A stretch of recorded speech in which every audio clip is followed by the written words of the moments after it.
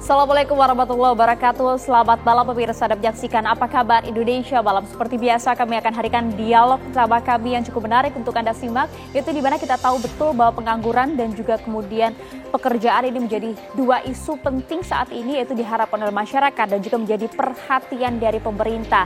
Meskipun sayang seribu sayang kalau kita lihat syaratnya cukup membebani, tidak hanya kemudian dari hal keterampilan dan juga pengalaman saja, namun biasanya menjadi permasalahan adalah batas usia untuk melamar kerja. Ini menjadi persoalan penting di tengah masyarakat. Namun kemudian Kementerian Ketenagakerjaan akan mengeluarkan surat edaran yang kemudian memaksa para pengusaha untuk bisa mengabaikan satu unsur ini dan juga mengutamakan skill dan juga pengalaman kerja.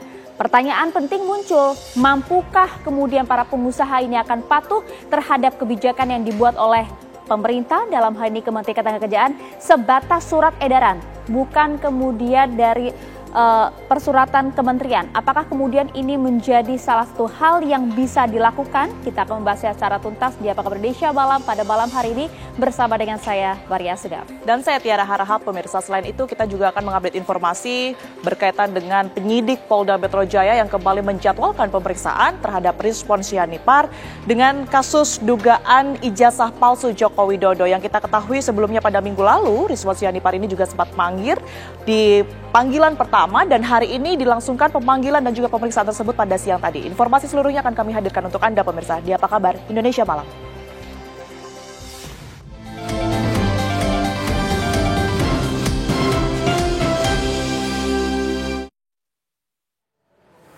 Kami awali Apa Kabar Indonesia Malam hari ini dengan informasi petugas Badan Meteorologi, Klimatologi, dan Geofisika BMKG memasuki lahan dan memasang kawat berduri serta membuat tembok beton pasca penangkapan anggota Ormas yang menduduki lahan negara di Pondok Betung, Kota Tangerang Selatan, Banten.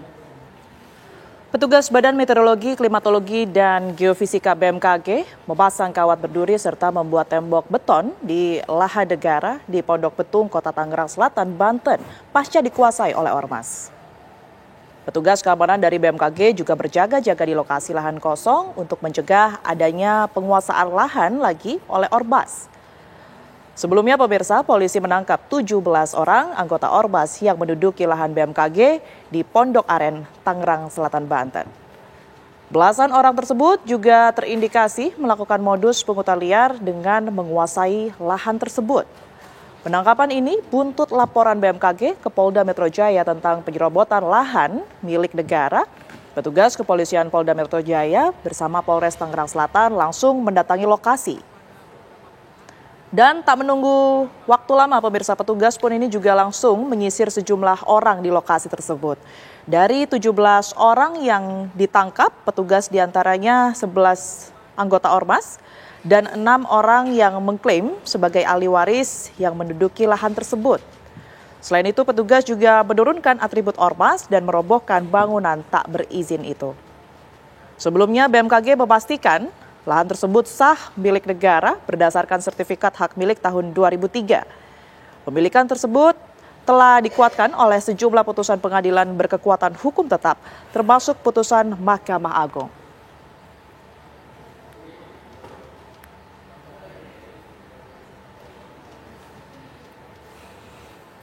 Otak pelaku pembacokan jaksa di Deli Serdang, Medan, Sumatera Utara ditangkap. Ia mengaku sakit hati lantaran sering dimintai sejumlah uang hingga mencapai ratusan juta rupiah agar perkara yang ditanganinya berjalan lancar.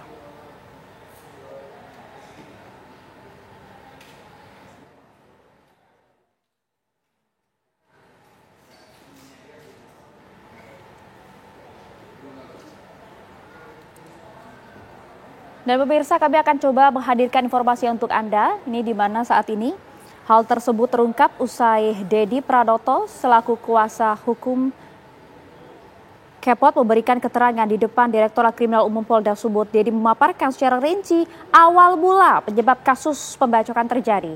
Kepot berhubungan dengan Jaksa John Wesley Sinaga sejak 2024 lalu. Total ada 3 perkara yang melibatkan Kepot.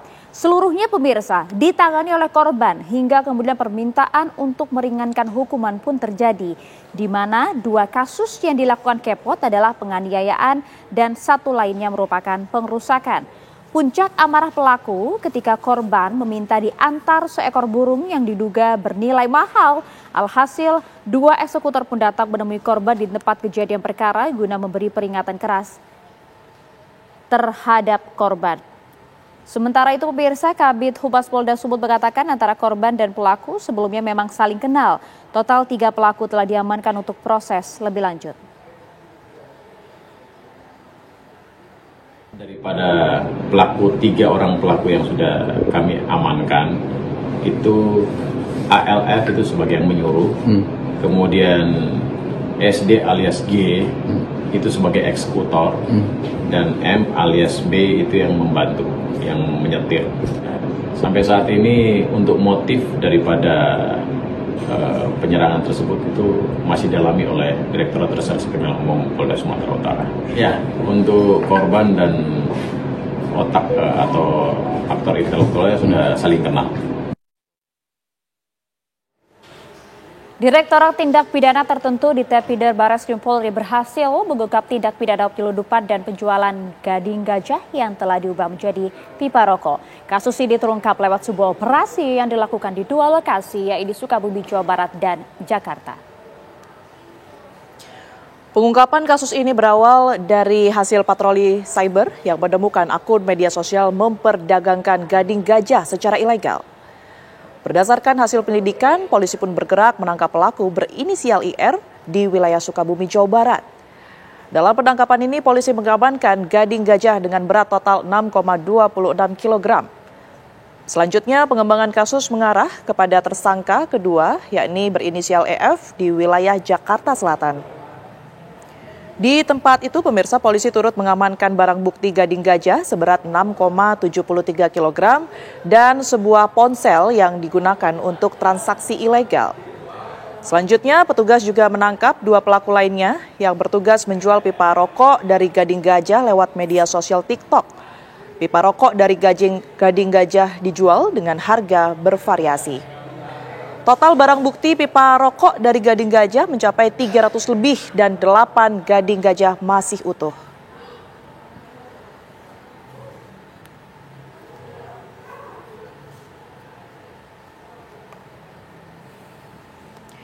Komisi 6 DPR Republik Indonesia mengundang Menteri Koperasi Budi Ari dalam rapat dengar pendapat pada siang hari ini.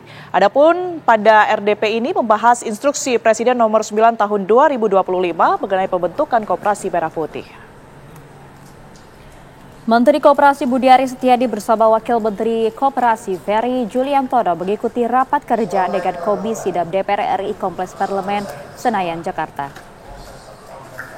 Rapat tersebut membahas mengenai dampak kebijakan instruksi Presiden nomor 9 tahun 2025 terkait percepatan pembentukan 80.000 koperasi desa, Kelurahan Merah Putih atau Kopdes Merah Putih. Program ini merupakan salah satu upaya pemerintah untuk memperkuat ekonomi desa memenuhi kebutuhan masyarakat desa. Komisi 6 menyampaikan terdapat sejumlah catatan yang perlu didiskusikan dengan Menteri Koperasi, yaitu diantaranya terkait kesiapan sumber daya manusia, infrastruktur penunjang, serta kebutuhan regulasi yang selaras di tingkat daerah.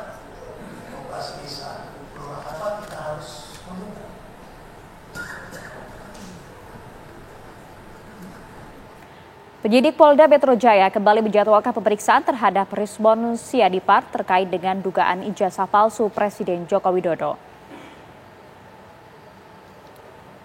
Ya, pemeriksaan ini dijadwalkan siang tadi pemirsa setelah sebelumnya Rismon absen dari pemanggilan pada pekan lalu.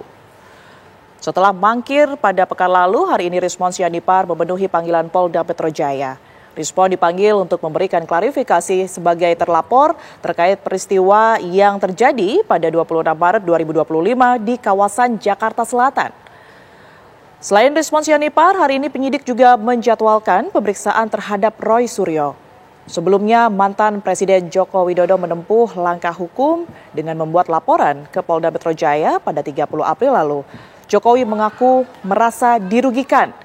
Hingga kini lebih dari 29 saksi telah diperiksa, termasuk saksi ahli dan pihak terkait lainnya.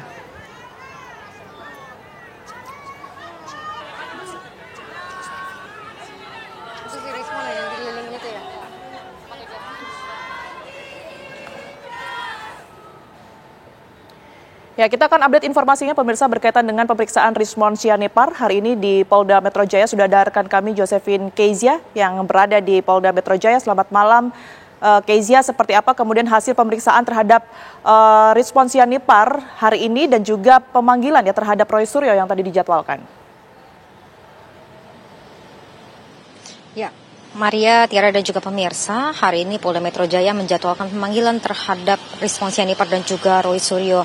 Namun untuk Rizmon Sianipar tadi memang sejatinya dijadwalkan untuk hadir pada pukul 11, namun Rizmon tiba lebih awal, ini sekitar pukul 10, ini sudah tiba di Polda Metro Jaya dan sudah menyelesaikan pemeriksaan tadi sekitar pukul 5, yang mana artinya ini sudah 7 jam ini Rizmon Sianipar diperiksa.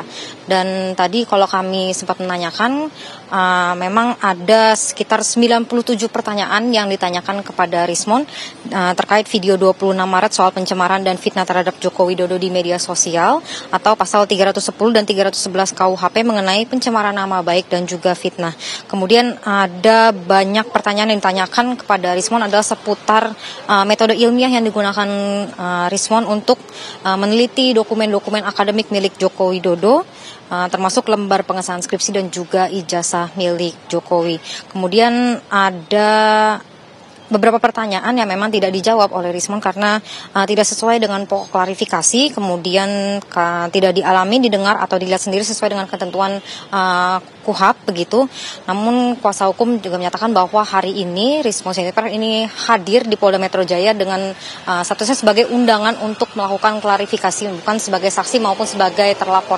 Namun apabila nanti ke depannya dari Polda Metro Jaya akan memanggil kembali Rizmon Sianipar sebagai terlapor, nantinya Rizmon Sianipar akan kooperatif untuk datang karena memang menghargai proses hukum. Dan memang sampai saat ini kami kalau tadi sempat menanyakan juga kepada Roy Suryo apakah nantinya akan hadir untuk memenuhi panggilan pada hari ini. Tadi kalau kami menanyakan melalui pesan, ini memang Roy Suryo menyatakan bahwa akan hadir pada sore hari, namun hingga saat ini kami memantau di Polda Metro Jaya belum ada tanda-tanda kehadiran dari Roy Suryo.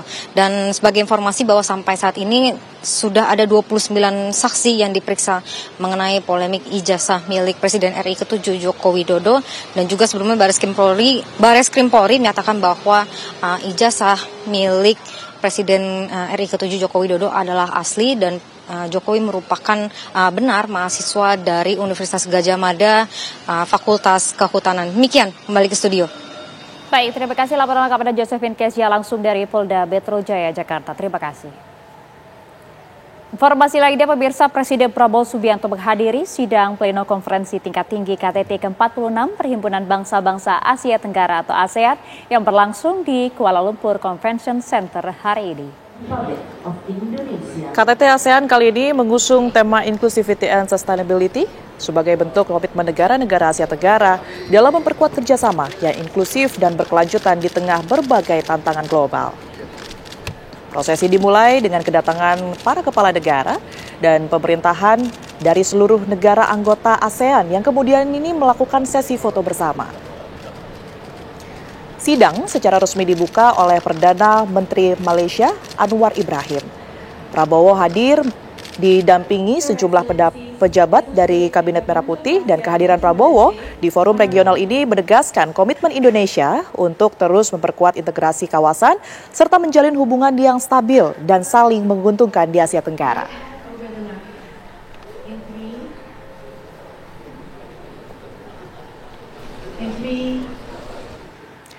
Pemirsa, menjelang kunjungan Presiden Prabowo dan Presiden Prancis Emmanuel Macron di Candi Borobudur, sejumlah persiapan terus dilakukan. Informasinya akan kami hadirkan. Anda kembali di Apa Kabar Indonesia Malam, pemirsa. Jelang kunjungan Presiden Prabowo dan Presiden Prancis Emmanuel Macron ke Candi Borobudur, sejumlah persiapan memang sudah dilakukan. Menanggapi viralnya video akan dibangun eskalator di kawasan Candi, Menteri PU Dodi Hangkodo mengaku pihaknya tak terlibat dalam pekerjaan di bagian utama Candi Borobudur. PU itu pada saat melakukan renovasi kawasan. Ya, pemirsa, Presiden Prancis Emmanuel Macron berencana mengunjungi Candi Borobudur yang di mana ini bermasa Presiden Prabowo Subianto pada 29 Mei 2025 mendatang. Sejumlah persiapan pun dilakukan di kawasan Candi Borobudur untuk menyambut kunjungan kenegaraan tersebut. Menteri PU Dodi Anggodo menyatakan pihaknya tidak terlibat langsung dalam pekerjaan di bagian utama Candi Borobudur. Renovasi kawasan. Sebelumnya, video mengenai pemasangan plat besi dan papan kayu di tangga Candi Borobudur menjadi sorotan dan perbincangan warganet.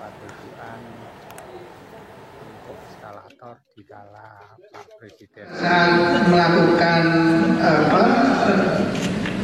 renovasi kawasan, kita itu benar-benar fokus kawasan sekitar, gitu ya, kawasan sekitar. Jadi tidak masuk ke objek utama, karena objek utama itu di bawah Kementerian Kebudayaan. Kemudian juga oleh Kementerian Kebudayaan dan seterusnya itu kemudian dikelola oleh Inzalin melalui salah satu anak usahanya di sekitar situ.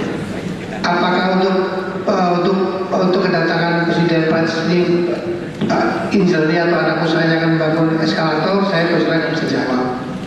Cuman sepengetahuan saya di situ sudah ada bugi dan seterusnya yang bisa dipakai untuk supaya para presiden tersebut bisa mencapai puncaknya dengan nyaman.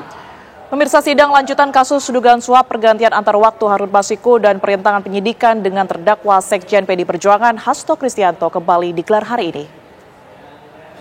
Ya, dalam sidang hari ini pemirsa, jaksa penuntut umum menghadirkan ahli sistem teknologi dan informatika dari akademisi sebagai saksi, yaitu Bob Hardian Syahbudin. Selain itu, jaksa juga menghadirkan satu orang saksi lainnya, yaitu pemeriksa forensik atau penyelidik pada Direktorat Deteksi dan Analisis Korupsi KPK, Hafni Ferdian. Kedua saksi ahli dihadirkan untuk memberikan keterangan dalam perkara dugaan suap pergantian antar waktu Harun Masiku yang menjerat Hasto. Keterangan saksi-saksi dalam persidangan dimaksudkan untuk menguatkan pembuktian jaksa penuntut umum.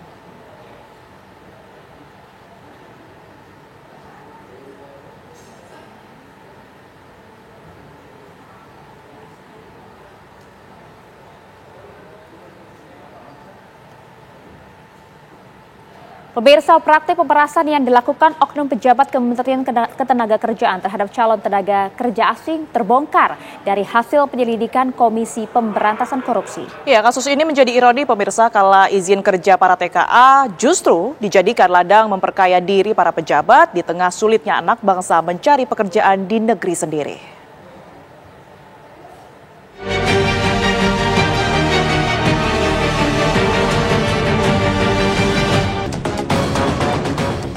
Aroma korupsi terendus di Kementerian Ketenagakerjaan usai penyidik Komisi Pemberantasan Korupsi KPK menggeledah kantor yang terletak di bilangan Gatot Subroto, Jakarta Selatan itu. Penggeledahan ini bagian upaya KPK mencari bukti dan jejak tersangka dalam kasus dugaan suap pengurusan izin rencana penggunaan tenaga kerja asing. Selain di kantor Kemnaker, penyidik juga menggeledah 2 rumah di kawasan Jabodetabek. Dari penggeledahan di 3 lokasi, dalam 2 hari berturut-turut, KPK menyita total 6 unit mobil dan 1 sepeda motor. Karena di Kementerian Ketenagakerjaan, selama 2 hari kemarin KPK telah melakukan penggeledahan di 3 lokasi. Yang pertama di Kementerian Ketenagakerjaan, tim kemudian mengamankan 3 unit kendaraan bermotor roda 4. Kemudian di hari kedua pada Rabu 21 Mei, tim melanjutkan kegiatan penggeledahan di 2 rumah yang berlokasi di Jabodetabek. Tim mengamankan 3 kendaraan bermotor roda 4 dan 1 kendaraan bermotor roda 2. Dari hasil penyidikan KPK terkuak, izin bekerja di Indonesia ternyata tidak gratis. Bahkan sangat mahal karena harus ditebus dengan suap. Calon tenaga kerja asing yang hendak mengadu nasib di Indonesia tak cukup hanya berbekal keterampilan. Pekerja asing ini juga harus menyiapkan uang pelicin agar izin bekerja disetujui. Jika menolak menyetor, siap-siap proses pengurusan izin bisa berlarut-larut bahkan dihentikan. Dalam kasus ini, KPK telah menetapkan total 8 tersangka, termasuk sejumlah pejabat di Direktorat Pengendalian Penggunaan Tenaga Kerja Asing Kementerian Ketenagakerjaan. Ini sudah lama, sejak 2003, Undang-Undang 13 tahun 2003 kan mencantumkan tentang proses perizinan tenaga kerja asing, ya. Turunannya ada di Permenaker juga seperti itu. Jadi ini sudah kasus lama menurut saya. Cuma memang yang terbongkar mungkin ada tenaga kerja asing yang melapor, tenaga kerja asing yang merasa diperas akhirnya melapor, dan ini yang menjadi pintu masuk untuk KPK kemarin menggeledah kantor Kementerian Ketenagakerjaan. Jadi memang tentunya ini kan terkait dengan bagaimana ada yang merasa diperas, yang dipersulit akhirnya melapor seperti itu. Dan ini memang harus kita lihat ada proses perizinan. Perizinan itu kan identik dengan hal-hal manipulatif, ya, koruptif yang seperti itu. Menteri Tenaga Kerja Yasir Lee mengungkapkan skandal korupsi ini bermula dari laporan masyarakat pada Juli 2024. Yasir Lee mengaku sudah berkoordinasi dengan KPK dan mencopot 3 anak buahnya yang diduga terlibat pada Februari 2025. Menurut Menaker, sistem perizinan tenaga kerja asing sebelumnya rentan kasus suap karena masih ada pertemuan fisik antara biro jasa dan oknum di kantor pemerintah. Lakukan adalah satu, kita copot mereka. Ya, kita copot ada sekian orang ya pada bulan Maret, saya lupa Februari atau Maret ya. Tapi masalah jumlah itu adalah domain dari KPK dan kita harus hormati itu. Dan yang kemarin sampaikan menjadi tersangka itu ada 2 orang pensiunan.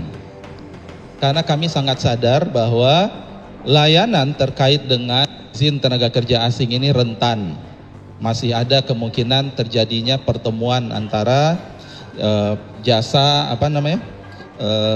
biro jasa dengan oknum yang ada di Kementerian Ketenagakerjaan levelnya ya. Itu kemudian kita ganti semua. Sehingga teman-teman mungkin pernah lihat berita juga, sekitar bulan Maret, kok layanan tenaga kerja asing agak lambat. Ya mungkin pernah baca gitu. Ya karena orangnya ganti semua. Aturan mengenai TKA tertuang dalam Undang-Undang Nomor 13 Tahun 2003 tentang Ketenagakerjaan dan Peraturan Pemerintah Nomor 34 Tahun 2021 tentang penggunaan tenaga kerja asing.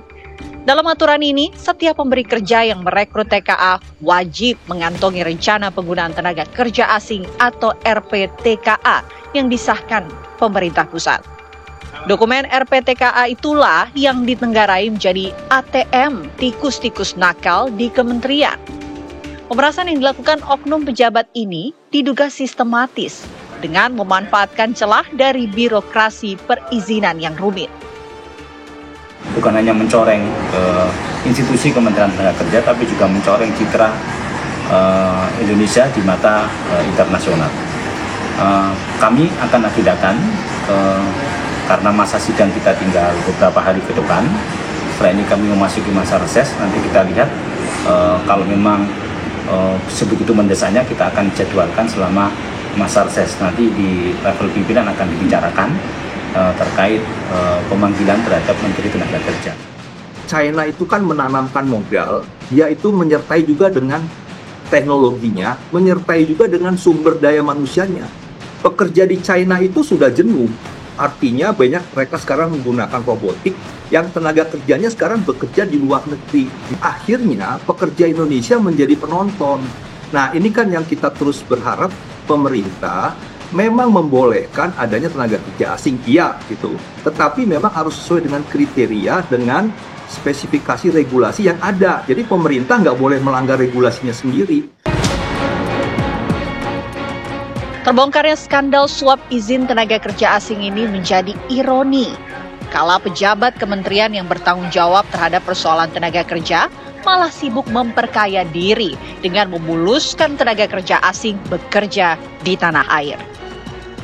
Seorang pejabat itu ya mestinya harus tahu terhadap apa yang dikerjakan oleh anak buahnya, oleh jajaran di bawahnya. Karena itu sebagai konsekuensi dari pertanggungjawaban jabatan gitu. Jadi tidak bisa kemudian konstruksinya mengatakan tidak tahu Tapi konstruksi yang ada dalam pidana itu kan bisa bertanggung jawab itu karena menyuruh, karena kemudian melakukan langsung, kemudian ada yang turut serta, ada yang kemudian membantu, dan kemudian ada yang bisa juga dikategorikan membiarkan, kan gitu loh. Membiarkan itu kemudian dianggap sebagai sebuah juga bentuk upaya pertanggungjawaban gitu.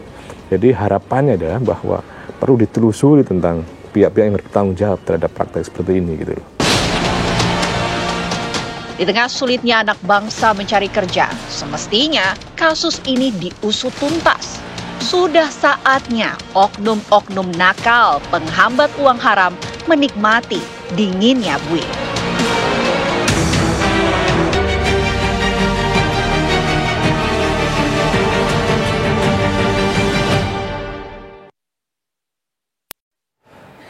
Ya pemirsa, di tengah sulitnya anak bangsa mencari pekerjaan di negeri sendiri, kemudian Kementerian Ketenagakerjaan mempermudah syarat dengan cara mengajukan surat edaran kepada sejumlah perusahaan untuk dapat meminimalisir syarat, yaitu di luar kemampuan dan juga pengalaman. Tapi mampukah kemudian surat edaran ini di luar peraturan menteri dapat dipatuhi oleh seluruh perusahaan? Kami akan hadirkan dialog khususnya untuk Anda sesaat lagi. Kesempatan kerja dan pengangguran menjadi isu yang selalu menjadi perhatian pemerintah Prabowo Subianto dan juga menjadi harapan banyak masyarakat.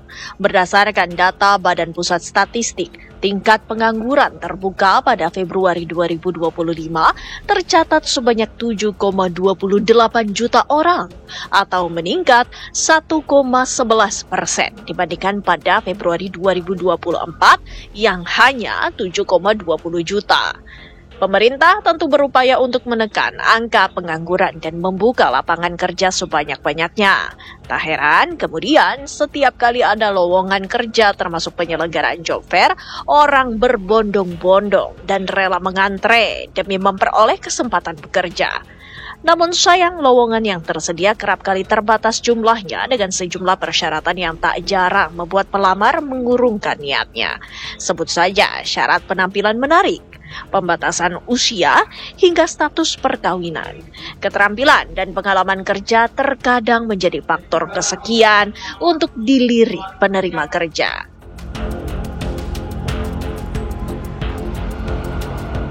Untuk itu, Kementerian Tenaga Kerja menegaskan akan membuat surat edaran bagi perusahaan untuk menghapus persyaratan yang dianggap memberatkan pelamar di luar syarat keterampilan dan pengalaman yang mutlak harus dimiliki.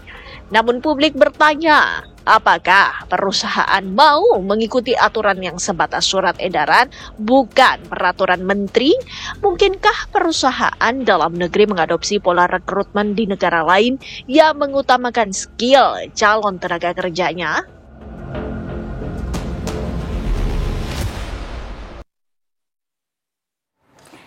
Ya pemirsa, itu yang menjadi pertanyaan sebenarnya, mengapa kemudian sulitnya anak bangsa mencari pekerjaan di negeri sendiri dengan syarat usia yang menjadi salah satu hal yang menjadi salah satu syarat utama lah bisa kita katakan seperti itu. Berbeda dengan beberapa negara di luar sana, anak bangsa justru mudah mencari pekerjaan di negeri orang. Ini Kementerian Ketenagakerjaan kemudian membuat surat edaran yang kemudian nanti akan disebarkan kepada para pengusaha untuk bisa meminimalisir syarat ini di luar kemampuan dan juga pengalaman kerja tentunya. Tapi bagaimana respon para pengusaha? Mampukah kemudian mereka mentaati aturan sekedar surat edaran di luar peraturan menteri secara resmi? Kita coba akan bahasnya bersama dengan sejumlah narasumber kami. Sudah hadir di studio bersama dengan kami ada Ibu Wustari Mangunjaya, pengamat tenaga kerja dari Universitas Bhayangkara. Selamat malam, Bu Wustari.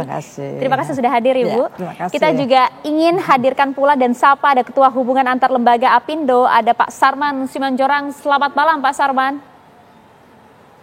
Selamat malam, Maria. Salam sehat dan semangat selalu.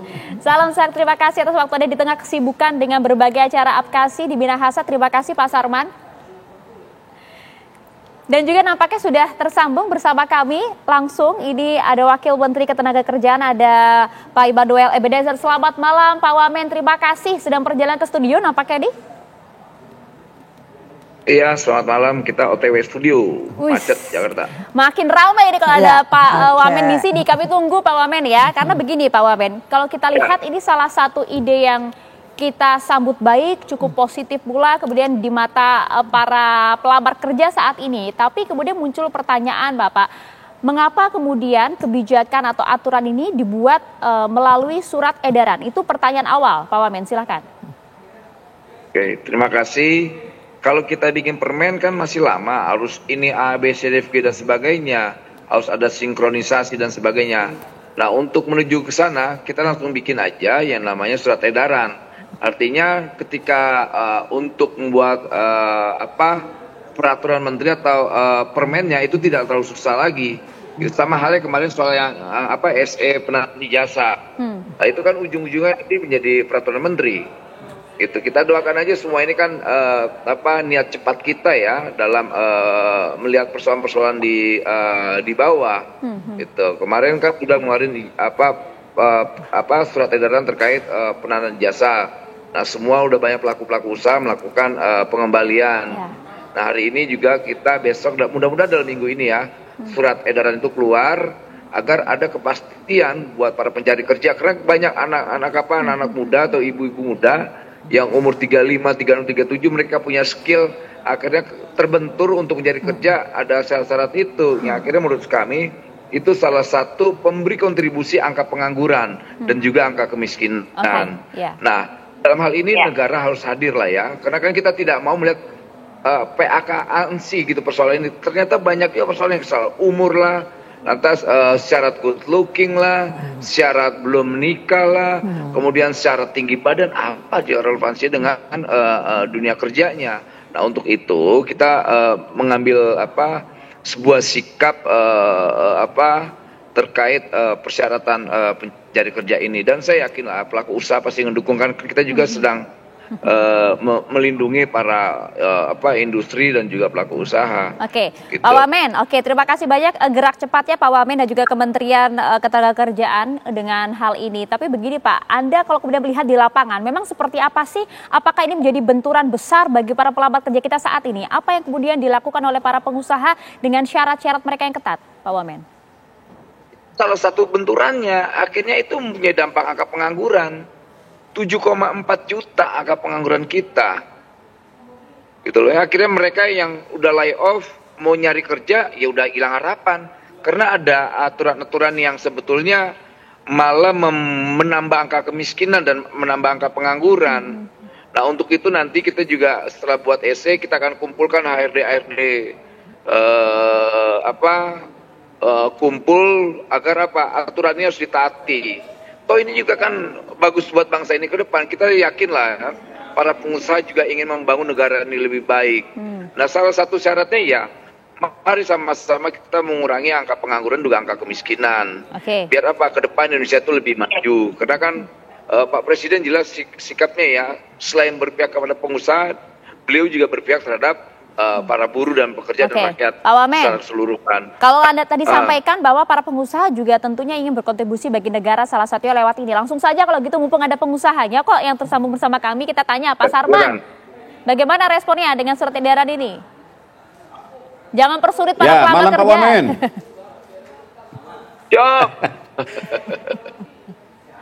Ya, jadi gini, ya tentu memang kalau ini sesuatu yang harus dilakukan oleh pemerintah, kita dari pengusaha kalau nanti menerima surat edaran itu tentu kita akan mempelajari dan juga kita lihat apakah memang pengusaha katakanlah akan bisa menerima sesuai dengan surat edaran itu. Ya, karena kalau tujuannya adalah untuk bagaimana membuka kesempatan kerja, menurut kami sebenarnya bukan hanya karena katakanlah masalah pembatasan usia dan lain-lain. Tapi bagaimana kami dari dunia usaha sebenarnya pemerintah itu mendorong memperbanyak menciptakan lapangan-lapangan pekerjaan untuk anak-anak bangsa. Nah, kalau kita bicara kita bicara mengenai katakanlah persyaratan umur biasanya ya. Nah, tentu memang begini, bahwa pengusaha itu kadang-kadang membutuhkan pekerja-pekerja yang fresh graduate. Itu awal.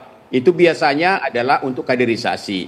Yang kedua juga mereka membutuhkan, biasanya juga pengusaha membutuhkan yang setengah-setengah berpengalaman. Ya. Kemudian ada yang berpengalaman. kemudian ada yang memang memiliki suatu keahlian tertentu ya dalam hal ini. Nah, sehingga memang itu dibutuhkan batasan-batasan usia ya, katakanlah batasan usia yang memiliki produktivitas yang baik dalam hal ini, karena tidak semua katakanlah pekerjaan-pekerjaan itu bisa dilakukan oleh semua umur dalam hal ini. Katakanlah contoh misalnya tadi Maria menyatakan bahwa umurnya sekian, kemudian juga berpenampilan menarik. Nah, itu pasti perusahaan-perusahaan yang berkaitan dengan fashion, berkaitan dengan kecantikan, kan gitu ya biasanya. Tapi kalau hal-hal yang katakanlah memiliki suatu kebutuhan untuk karyawan-karyawan administrasi biasanya, kemudian juga pelayan publik biasanya, saya rasa itu agak bebas umurnya dalam hal ini. Nah, sehingga memang kami melihat bahwa apakah memang surat edaran ini sangat-sangat urgent dikeluarkan hanya untuk bagaimana memberikan kesempatan. Karena kalau bagi kami melihat sebenarnya adalah bagaimana kita mampu menciptakan tenaga kerja kita, sumber daya manusia kita yang berkualitas, yang memiliki skill, yang memiliki produktivitas, yang memiliki keahlian. Nah, sehingga kebutuhan dunia usaha dengan industri itu sesuai dengan diharapkan oleh para pekerja-pekerja dalam hal ini. Nah, sehingga kalau kami melihat sebenarnya adalah kalau ini mau dirumuskan, ya kami mohon diminta masukan-masukan dulu nih, supaya antara surat edaran ini nantinya mampu diimplementasikan oleh pengusaha-pengusaha di lapangan. Ya, kalau gitu langsung jawab aja Pak Wamen, monggo.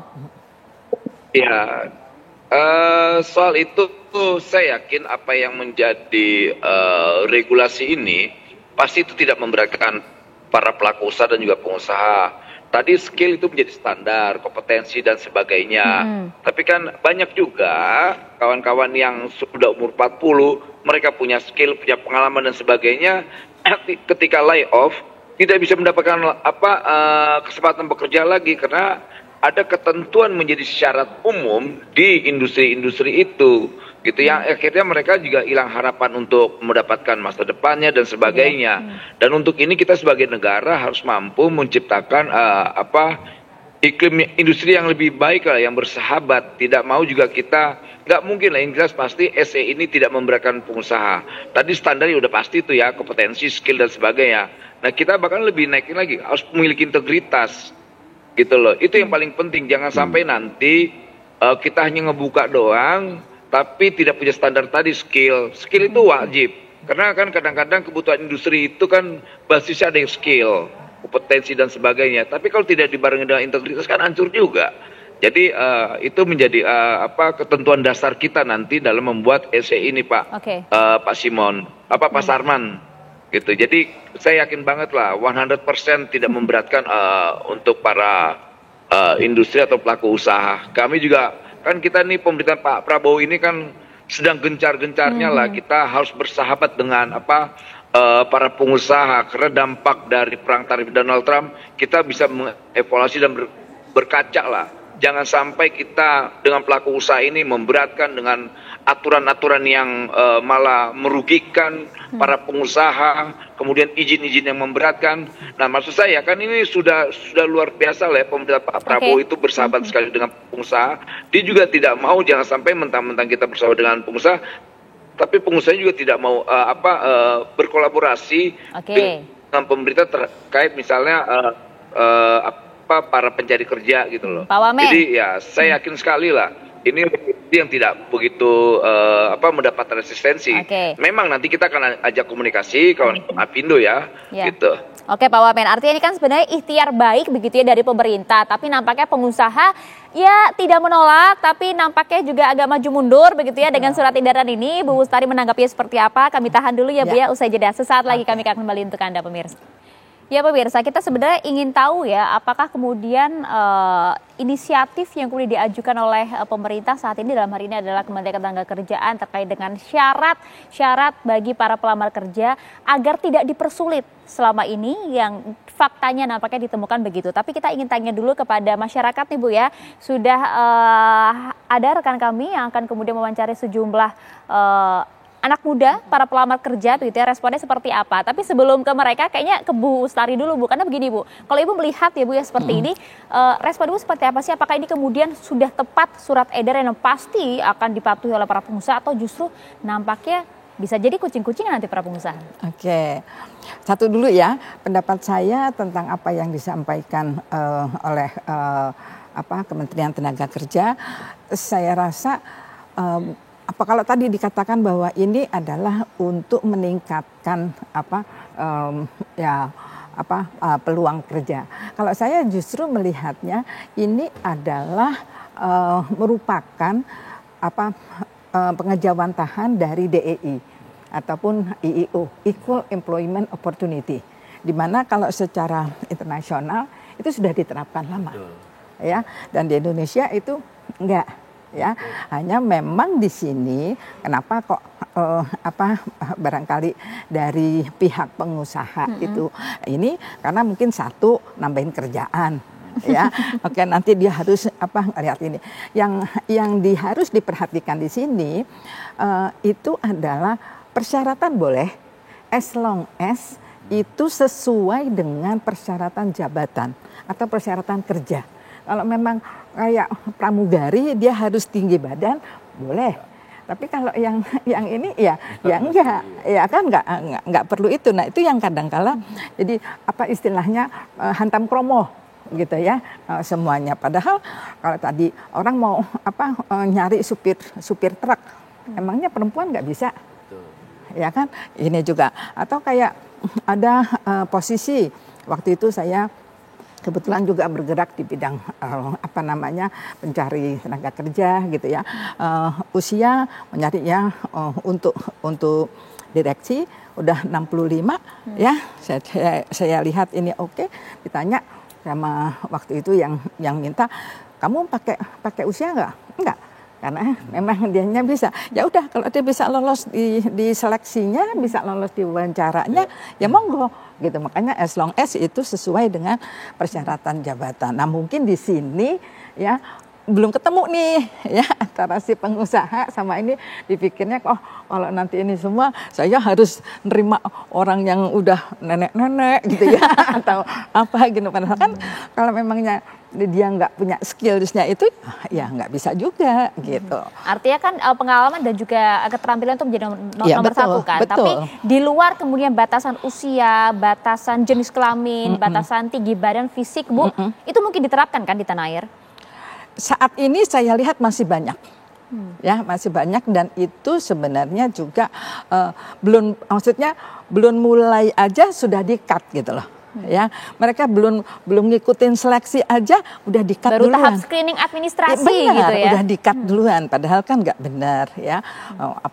Memang sih ada yang istilahnya gini, Bu, memang sih di situnya nanti nggak ditulisin, tapi nanti HR-nya ini. Nah itu oke lah. Nah ini menarik nih, ini yang saya tanyakan tadi, kucing-kucingan di belakang itu, jangan sampai betul. kemudian di depan iya gitu ya, tapi di belakang lain hal Pak Wamen. Dijawabnya sesaat lagi Pak, karena ini kita coba ingin hadirkan dulu respon masyarakat seperti apa terkait dengan surat edaran ini. Ada rekan kami Atika Harahap yang akan bertanya kepada sejumlah warga di sana. Atika.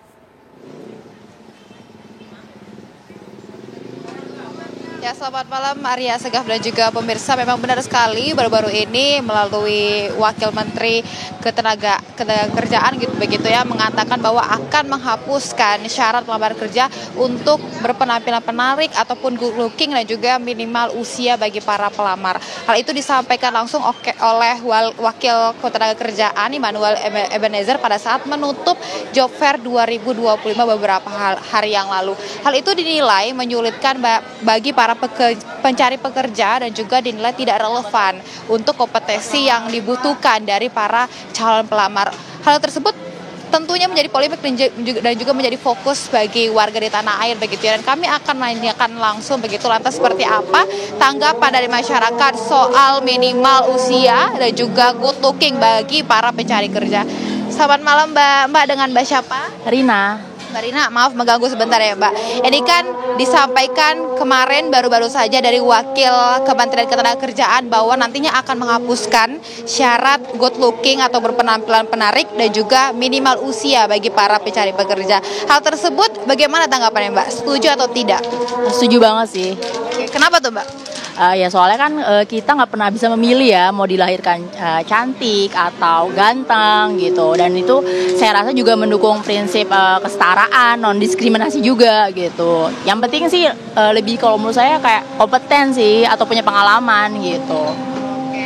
Karena kan dinilai ini menyulitkan juga bagi para pekerja dan juga dinilai tidak relevan begitu ya.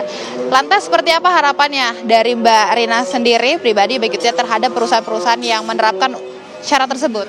Ya, pengennya sih perusahaan-perusahaan itu harusnya lebih menekankan pada kompetensi ya dan pengalaman orang-orang gitu ketimbang mungkin good looking mungkin atau usia juga gitu. Karena banyak juga kan yang di PHK gitu, kasihan kan kalau misalkan memang harus usia muda aja gitu yang mudah dapat kerja kayak gitu. Respon Mbak atas pernyataan dari Wakil Ketenagakerjaan kemarin bagaimana Mbak? Karena kan sampai sekarang ini kita belum tahu kelanjutannya seperti apa. Ya, pengennya sih segera direalisasikan gitu ya. Siap Mbak Rina, terima kasih atas tanggapannya. Silakan melanjutkan makannya kembali. Maaf mengganggu ya Mbak. Itu tadi Maria Segaf dan juga pemirsa salah satu tanggapan dari warga soal akan dihapuskannya minimal usia bagi para pekerja dan juga good looking bagi para pekerja. Dikatakan bahwa ia setuju begitu karena kan ini menyulitkan bagi para pekerja dan juga tidak relevan untuk kompetensi yang dibutuhkan. Kami akan menanyakan lagi Maria dan juga pemirsa salah satu warga terhadap tanggapannya terhadap penghapusan tersebut. Selamat malam Mbak. Mbak dengan Mbak siapa? Dengan Vira. Mbak Vira ini pekerja atau mahasiswa nih? Saya mahasiswa. Mbak, ini kan kemarin dari Wakil Kementerian Ketenagakerjaan mengatakan begitu ya, akan menghapuskan syarat good looking dan juga minimal usia bagi para pelamar pekerja. Tanggapan Mbak bagaimana nih Mbak terhadap hal tersebut? Menurut saya sih sah-sah aja ya karena setiap perusahaan itu memiliki standarnya masing-masing, seperti kayak minimal usia, terus habis itu kayak untuk berpenampilan menarik itu menurut saya sah-sah aja karena di beberapa perusahaan juga harus membutuhkan kayak yang berpenampilan menarik, terus apalagi kalau bekerjanya bertemu dengan banyak orang, terus di bagian frontliner itu menurut saya sah-sah aja. Terus untuk harapannya bagaimana nih Mbak untuk syarat tersebut terhadap perusahaan-perusahaan yang menerapkan syarat tersebut? Karena kan memang ada menjadi perbincangan kalau hal tersebut seharusnya bisa lebih dikondisikan terhadap posisi-posisi yang tertentu saja begitu untuk good looking ini Mbak. Menurut saya sih sebagai rekrutmen perusahaan seharusnya lebih terbuka dari awal. Supaya para rekrutmen itu bisa lebih mempersiapkan diri aja seperti itu. Terakhir Mbak, artinya setuju atau tidak setuju terhadap penghapusan minimal usia dan juga good looking itu bagaimana Mbak? Bisa dibilang setuju, bisa dibilang enggak sih, 50-50 karena semua orang itu butuh pekerjaan juga, tidak semua orang bisa untuk membantu perekonomian keluarganya juga seperti itu. Terima kasih Mbak Vira, silakan melanjutkan aktivitasnya. Itu tadi Maria Segaf dan juga pemirsa tanggapan dari masyarakat. Memang ini harapannya ada yang setuju, ada yang juga 50-50 karena tadi dikatakan juga salah satunya dari ini suara dari mahasiswa begitu ya yang memang kita nilai nantinya suatu saat dia akan mencari pekerja gitu. Dia menilai akan menjadi disesuaikan lagi begitu ya untuk para rekrutmen perusahaan karena memang penampilan menarik dan juga minimal usia ini dapat diterapkan begitu. Namun memang melihat posisinya, kemudian tadi juga tanggapan dari salah satu masyarakat dikatakan bahwa ia setuju begitu karena tidak memungkiri begitu usia aktif dan juga berpenampilan menarik ini diperlukan untuk perusahaan karena memang akan bertemu dengan banyaknya klien dari perusahaan tersebut. Sementara demikian Maria Segaf kembali ke studio. Terima kasih Atika Harahap tadi sudah mewawancarai dua warga Rina dan juga Vira atas waktu Anda. Terima kasih Atika. Tadi dua warga Pak Wamen, ada Rina dan juga Vira yang sepakat segera dong kemudian diberlakukan gitu ya. Tapi pertanyaan begini Pak Wamen, bagaimana kemudian nanti Anda begitu ya dan juga kawan-kawan di Kementerian Ketenagakerjaan menjamin betul bahwa para pengusaha ini patuh betul terhadap surat edaran ini. Karena kan namanya juga surat edaran ya Pak, nampaknya belum akan ada sanksi di sana. Kita sudah lihatlah dengan kemarin yang terjadi surat edaran terhadap penahanan ijazah gitu ya. banyak yang nggak patuh, harus datengin dulu sama Pak Wamen tuh, baru kemudian dipatuhi. Gimana Pak Wamen? Enggak, soal yang SE penanaman ijazah berdampaknya luar biasa. Banyak pelaku usaha dan pengusaha-pengusaha atau industri sudah mengembalikan ijazah. Gitu. Artinya gini, negara ini benar-benar harus ada kemauan dan hadir, yang paling penting itu. Selama ini kan kosong, regulasi itu kosong, nggak ada sama sekali, gitu loh. Akhirnya apa? Itu menjadi praktek kejahatan yang dilakukan oleh para pelaku usaha. Dan kedua, kenapa pentingnya kita mengeluarkan SE ini? Kalau kita pakai permen itu terlalu lama, panjang sekali. Harus A, B, C, D, kita tak usah. Bikin SE-nya dulu, kemudian nanti kita bikin permennya, peraturan menterinya. Kalau surat edaran nggak ada sanksinya Pak Wamen? Ya nggak, makanya kan awal dulu, artinya negara hadir dulu lah. Gitu. Ini kan menuju ke sana nanti permen ini. Menuju ke peraturan menteri. Gitu, baru nanti kita ajak para pelaku usaha untuk merumuskannya, gitu loh. Jadi tak usah pakai lagi nanti ribet-ribet lah, misalnya kayak good looking. Kan kita bukan mencari pelaku usaha yang mencari tenaga kerjanya khusus untuk prostitusi. Kalau prostitusi ya dia butuh tuh wajahnya cantik dan ganteng. Kemudian misalnya industri penerbangan butuh itu tinggi badan, ganteng, cantik, iya. Lantas pelaku usaha khusus industri kecantikan, iya butuh itu. Tapi tadi lalu bagaimana pabrik dan lain-lainnya? Tapi tadi Pak Sarman bilang kok nampaknya sekarang kan sudah sesuai dengan kebutuhan pekerjaannya, seperti dengan pramugari atau di dunia fashion dan lain-lain. Tapi prakteknya syarat itu digunakan oleh semua para pelaku usaha, itu yang tidak baik. Makanya kita pakai negara ini nih, jangan lakuin ini, gitu. Tak usah para pelaku usaha atau pengusaha jangan ini, standarnya pemerintah. Jadi bukan standarnya nanti pelaku usaha, tapi standarnya pemerintah atau negara, gitu. Itu namanya negara hadir. Negara sifatnya memaksa lewat regulasi. Itu. Jadi ini Anda cek langsung di lapangan, nampaknya semua pengusaha dalam semua sektor bidang begitu menggunakan syarat yang sama ya? Iya, standarnya ini. Standarnya dia sama. Standarnya gini, skill, integritas, jujur. Kemudian ada kemauan untuk bekerja. Tapi faktanya saat ini di lapangan tidak begitu ya. Pak Sarman harus menjawabnya usai jeda. Sesaat lagi Pak Sarman tetap bersama kami di Apa Kabar Indonesia Malam.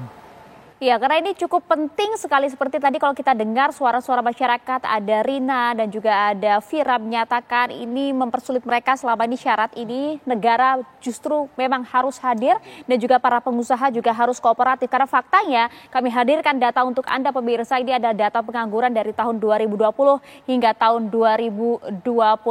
Kita lihat bersama sejak tahun Februari 2020 angkanya di sekitar hampir menyentuh 7 juta, kemudian meningkat drastis tajam sekali pada 2021 hingga hampir 9 juta, totalnya 8,75 juta. Kemudian memang sempat menurun 2022 hingga 2024, tapi faktanya lagi ini baru memasuki bulan Mei Pak Wamen, di tahun 2025 ini sudah meningkat 7,28 juta. Betul sekali seperti Anda sampaikan, negara harus hadir begitu ya. Tapi tadi Anda sampaikan Pak, tidak mudah kan menghadapi para pengusaha saat ini Pak? Ya, karena selama ini wajah negara diisi oleh para pengusaha. Ya akhirnya mereka bikin regulasi ya sesuai keinginan mereka. Nah hari ini tidak. Negara ya dengan wajah negara hari Anda ini. juga sudah sempat menjumpai beberapa pengusaha dengan kasus-kasus kemarin. Nampaknya kami juga lihat mereka kok nampaknya nggak mempan ya. Padahal ini wakil menteri yang datang loh. Ya, karena itu wajah negara emang tidak ada. Nggak ada. Kenapa Pak? Berapa? Kenapa Pak nggak ada? Ya karena negara wajahnya sangat koruptif. Wajah negara itu sangat koruptif. Jadi mereka melihat negara atau birokrat ketika ada persoalan kasih duit aja udah. Kasih duit, sogok.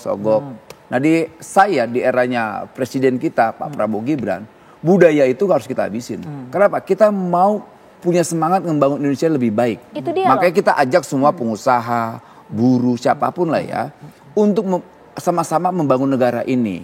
Pengusaha ada masalah apa?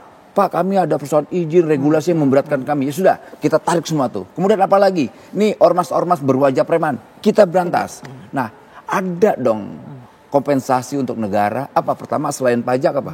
Sejahterakan dong buruhnya. Nanti kita buat lagi regulasi yang bersahabat juga. Jangan dipersulit lagi dong nyari untuk para pekerja ini dengan syarat-syarat yang aneh-aneh itu. Iya. Gitu. Jadi kan ini nggak susah kan. Nah, itu bisa kita lakukan selama kita tidak punya motivasi meres, minta duit, minta saham. Waduh, sampai Gitu di sini loh. dulu nih Pak Wamen. Betul tidak para pengusaha kayak gini wajahnya meres, minta saham dan Kemarin lain-lain? aja lihat pengusaha. Pak Sarman dulu kita kasih berikan Pengusaha itu kesempatan. berwajah preman, minta jatah 5 triliun. Itu Iya, pengusaha, iya, itu nggak bohong. Oke. Itu fakta. Pak Sarman, monggo silahkan. Pak Sarman. Mohon audionya boleh dinyalakan Pak Sarman? Boleh diulangi lagi? Silakan Pak Ya, Sarman. mudah-mudahan apa yang disampaikan Pak Wamen tidak seperti itulah wajah pengusaha Indonesia. Ya, mudah-mudahan. Jadi begini, dunia usaha itu atau pengusaha pasti memerlukan berbagai kebutuhan tenaga kerja. Artinya gini, setiap perusahaan itu pasti berbeda-beda kebutuhannya. Karena memang kita lihat bahwa sektor usaha ini kan banyak sekali. Industri aja ragamnya banyak. Jasa ragamnya banyak dalam hal ini. Nah, sehingga memang kalau ini nanti mau diatur, tentu memang ini harus melibatkan pelaku usaha supaya nanti tujuannya betul-betul mampu memberikan kesempatan lebih luas kepada pencari pekerja, bukan malah mempersempit dalam hal ini. Nah, ini diatur. Ya katakanlah misalnya sektor-sektor jasa, sektor-sektor industri, memang yang mereka memerlukan katakanlah dari tinggi badan memang mereka butuh, dari wajah memang mereka butuh, ya itu harus diatur betul supaya nanti malah mereka tidak katakanlah tidak malah mempersempit ruang kesempatan itu satu. Kemudian yang kedua, Maria, ini sebenarnya udah pernah digugat juga oleh pekerja dan bulan awal Januari kemarin itu udah ditolak oleh MK bahwa pembatasan dari sisi usia tidak bisa secara mutlak dilarang dan sebaliknya tidak pula secara mutlak diperbolehkan, melainkan harus didasarkan pada kebutuhan spesifik jenis pekerjaannya. Ini keputusan daripada MK dalam hal ini. Artinya memang bahwa harus disesuaikan dengan kebutuhan masing-masing dunia usaha. Ya, karena misalnya gini Maria, jangankan swasta, kita untuk melamar ASN aja itu ada batas usianya. Ya, minimal usia 18 sampai 35 tahun misalnya. Itu ada batas usianya loh, itu melamar ASN. Mau jadi TNI Polri itu juga ada batas usianya. Bahkan untuk jadi ikut menjadi peserta pemilu ada batas usianya. Jadi maksud saya, kalau ini mau diatur, tentu kita ingin supaya aturan Permenaker ini nanti produktif. Artinya kita atur sektor-sektor tertentu yang berpeluang untuk katakanlah memperlakukan itu gitu loh. Jadi supaya apa? Supaya betul-betul Permenaker ini nantinya mampu menjawab apa yang disampaikan oleh Pak Wamenaker tadi, yaitu agar kesempatan itu terbuka lebar untuk semuanya. Itu. Contoh kasus misalnya gini Pak Wamen, katakanlah kami pengusaha hanya butuh 10 orang yang melamar 1.000. Nah tentu ini juga kan menjadi tantangan bagi kami dalam hal ini. Ya, bagaimana menyeleksi sampai 1.000 itu menjadi kos juga bagi pengusaha. Nah ini contoh-contoh kasus ke depan yang ini harus kita jawab dalam peraturan menteri nanti akan dibuat oleh pemerintah dalam hal ini. Karena bagi kami sebenarnya tujuannya adalah bagaimana memperbanyak kesempatan kerja, katakanlah seperti job fair misalnya, itu sangat bagus sekali. Ini job fair ini kita dorong lebih banyak lagi. Bagaimana misalnya program pemerintah, katakanlah akan mendirikan koperasi Merah Putih 80.000 desa, itu pasti memerlukan lapangan pekerjaan. Akan membentuk juga yang namanya makan bergizi gratis. Pak Wamen ingin menanggapi Pak Sarman, boleh Pak Sarman? Silakan. Ya, gini Pak Sarman, kalau dibilang kenapa TNI Polri itu beda, itu buat keamanan negara. ASN juga tadi ASN juga buat keamanan negara. Loh, negara ini harus ada yang ngejalanin republik ini ya. ASN itu para birokrat itu dan TNI yang ngejaganya, keamanan polisi. Ya kan mereka harus kekuasaan, nggak bisa tidak. Tapi gugatan kan ditolak oleh MK. Bagaimana? Nah makanya kita mau gugat lagi nanti. Kita harus menjelaskan makanya. Nanti ada, pokoknya prinsipnya regulasi ini bukan untuk memberatkan para pengusaha dan pelaku usaha. Kita ingin membangun bangsa ini, negara ini ke depan lebih baik. Harus pahamin angka miskin ekstrim kita itu ada 24 juta. Angka pengangguran kita 7,2 sekian. Loh, lalu ini tanggung jawab siapa? Ya sama-sama. Kita sebagai warga negara, ada pelaku usaha, ayo dong sama-sama. Kita terima ini. Kan tidak ada yang diganggu gitu dengan regulasi ini. Makanya kita berharap nanti para pelaku usaha kan ngeluh soal izin Pak. Izin kita permudah. Ngeluh soal apa lagi? Pak, peraturan-peraturan yang regulasi yang kita ringankan. Pak, preman-preman, nih ormas-ormas berwajah preman. Kita Selama ini diajak komunikasi nggak Pak Sarman sama Kementerian Ketenagakerjaan? Komunikasi? Oh, aktif diajak. Mungkin kalau saya bisa ini kan. Oke, kan jangan sampai kemudian surat edaran ini keluar, nanti Pak Wamen yang capek, sidak sana sini Pak Wamen. Bagaimana kemudian para pengusaha ini patuh walaupun ini juga sebatas surat edaran, jangan didatengin dulu baru pengusaha kemudian kita dilaksanakan. ini punya semangat patriotik kok. Saya nggak khawatir soal itu. Saya nggak khawatir. Mereka hanya butuh kepastian hukum. Jangan regulasi atau hukum hanya menguntungkan satu pihak atau kelompok. Mereka mau ngelihat nih kepentingan siapa biasanya gitu. Oh, nah, kalau kita jelaskan ini kepentingan negara kita, Republik ini, dan mereka saya kan nggak mungkin ada resistensi lah, kecuali ketika kita buat aturan, mereka pasti tahu nih, mereka kaji nih, oh aturannya buat nguntungin yang ini, pasti mereka melakukan penolakan. Oke, Bu Bestari. Gitu loh. Oke, nggak. Kalau saya melihat tadi apa yang dikatakan Pak Wamen maupun Pak Sarman, bahwa sebenarnya ada titik temunya, ya dalam artian tadi dikatakan bahwa oke, kalau untuk jabatan tertentu, pekerjaan tertentu, boleh. Ya, ada misalnya good looking gitu ya. Nah, tapi kalau jangan dibuat hantam kromo, generalisasi tapi semuanya kan maunya jadi. Pak Wamen begitu. Maunya pemerintah begitu. Pak Wamen juga tadi mengatakan kalau untuk tugas tertentu. Ya. Kan gini, ya, jadi regulasi itu harus menjadi standar kita gitu. Nah, hari ini kan tidak ada. Jadi pelaku usaha itu atau pengusaha ya bikin aja semaunya mereka. Kenapa regulasi nggak ada? Ada standarnya nanti ya Bu ya? Iya, harus. Jadi menurut saya sih dengan ada kita berbicara seperti ini, ya kan, berdiskusi, oke maunya gimana sih, ya, supaya juga tidak memberatkan bahwa yang namanya pramugari kok pendek-pendek, kan nggak mungkin gitu ya. Nah, hal-hal yang kayak gitu juga bisa disampaikan. Terkait dengan aturan undang-undang tadi? Bagaimana? Terkait dengan undang-undang tadi? Ya, yang terkait dengan tadi undang-undang sebenarnya kan juga kita juga udah harus mengikuti DEI. Ya, tadi masalah yang adanya diversity, keragaman, ya semuanya kita bisa terima. Yang sekarang ini ya sorry to say, kadangkala gender itu juga ya menjadi masalah. Masalah menikah tidak menikah juga jadi masalah. Padahal kalau sejauh orang bisa melakukannya, kenapa tidak?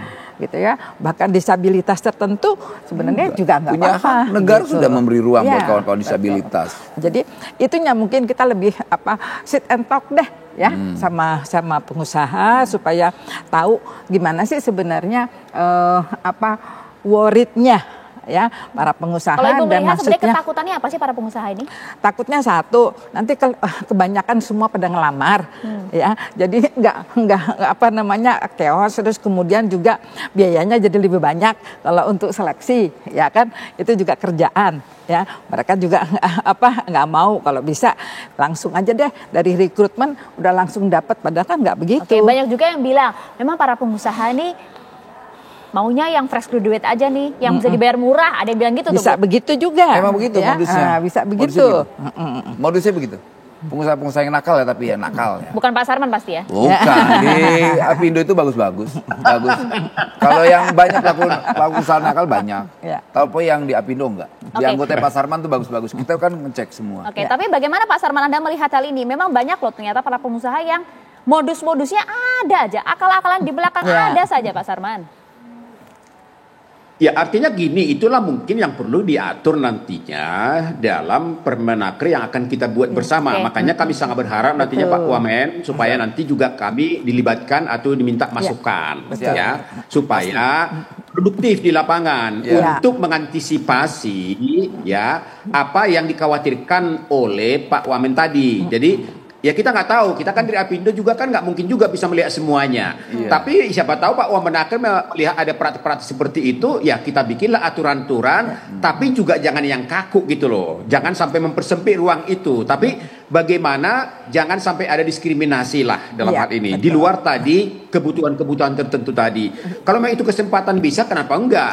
Karena Maria bagi pengusaha juga jangankan yang batas usia, yang penyandang stabilitas juga dipekerjakan kok dalam hal ini kan itu juga sudah merupakan bagian daripada amanat undang-undang pemerintah dalam hal ini. Nah sehingga memang kami sangat berharap bahwa masalah pengangguran ini tugas kita bersama. Pemerintah membuat regulasi yang baik, pengusaha menjalankan dengan baik, sehingga kita harapkan bahwa lowongan pekerjaan semakin banyak, angka pengangguran semakin menurun, angka kemiskinan semakin menurun, sehingga kita harapkan nanti akan bisa memberikan kontribusi terhadap pertumbuhan ekonomi kita yang lebih baik. Gitu. Semangatnya udah sama ini. Ini pengusaha itu kan sederhana. Ya udah kami usaha, jangan diganggu usaha kami, jangan diperas-peras, jangan dibikin regulasi yang memberatkan. Kemudian dan lain-lain lah. Makanya hari ini negara itu hadir untuk para pelaku usaha dan kita juga berharap pelaku usaha bisa menjaga yang namanya kesejahteraan buruhnya dan pekerjanya. Kan imbang kan? Nah itulah tugas negara.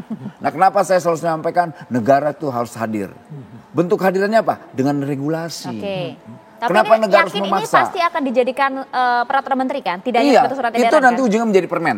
Dan semua yang sifatnya SE ini itu akan menjadi peraturan menteri, permen semua. Ya, yang penting juga ditanyakan Pak Sarman, singkat saja dijawabnya Pak Sarman. Jika ini kemudian nanti surat edarannya akan diberlakukan, bagaimana meyakinkan para pengusaha dan meyakinkan negara begitu Pak Sarman Anda akan mematuhi surat edaran ini meskipun tidak ada sanksi di sana? Ya, tentu kan surat edaran ini baru warning dari Pak Wamen.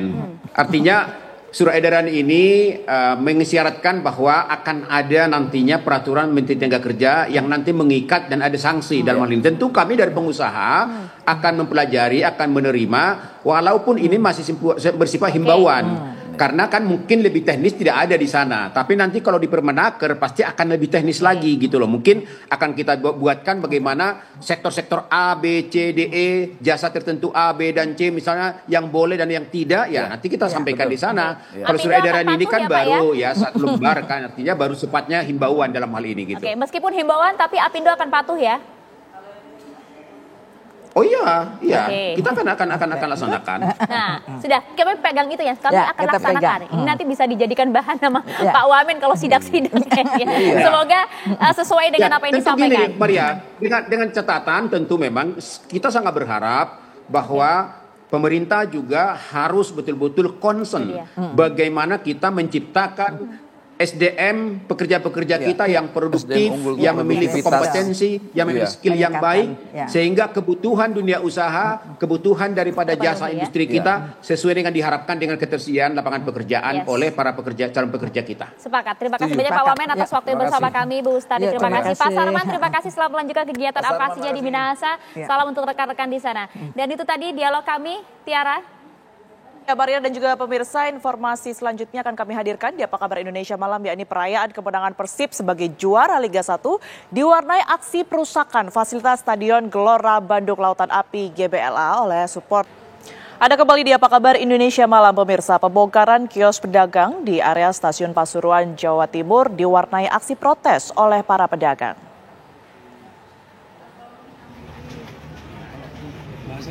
Jadi teman-teman itu bersedia pindah, tapi harus. Protes dilakukan karena para pedagang meminta agar disediakan tempat relokasi untuk dapat kembali berjualan.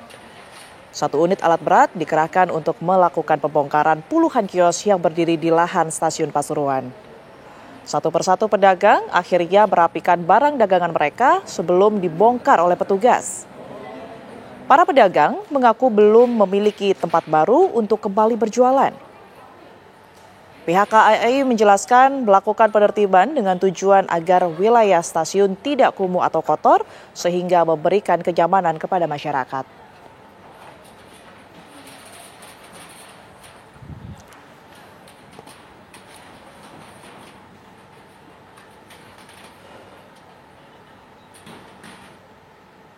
Perayaan kemenangan Persib sebagai juara Liga 1 diwarnai aksi perusakan fasilitas Stadion Gelora Bandung Lautan Api atau GBLA oleh supporter Persib. Video perusakan tersebut viral di media sosial. Media sosial viral dengan perilaku sejumlah supporter Persib usai laga pamungkas Persib melawan Persib Solo akhir pekan lalu. Di tengah euforia kemenangan, para supporter Persib ini merusak fasilitas di Stadion Gelora Bandung Lautan Api GBLA. Mereka mencongkel rumput lapangan bola dan mengambilnya. Tak hanya itu pemirsa, tiang gawang pun dirusak dan jaringnya dicopot. Tindakan para supporter Persib yang melakukan aksi perusakan ini pun menjadi sorotan. Melalui media sosialnya, Gubernur Jawa Barat Deddy Mulyadi menyatakan tidak akan mentoleransi tindakan-tindakan yang mengarah kepada kriminal. Deddy pun menyatakan aparat akan segera menjemput para pelaku. Akibat tindakan tidak terkendali para supporter Persib, sejumlah fasilitas Stadion GBLA rusak. Rumput stadion yang sebelumnya telah diperbaiki dengan standar tinggi, kini tampak rusak parah. Kerusakan juga terjadi pemirsa pada fasilitas stadion lainnya.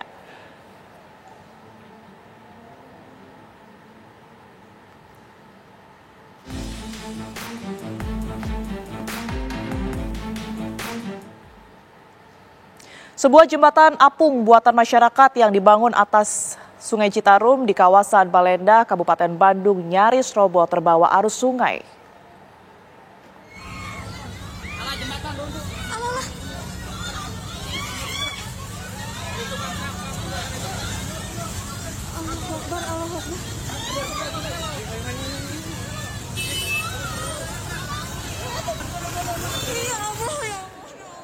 Ya, dalam rekaman yang Anda lihat pemirsa, terlihat detik-detik peristiwa jembatan apung yang berdiri di atas aliran Sungai Citarum roboh sebagian. Sejumlah pengendara motor yang berada di atas jembatan apung tersebut panik karena sejumlah penumpang jembatan patah tersapu arus sungai deras pasca diguyur hujan.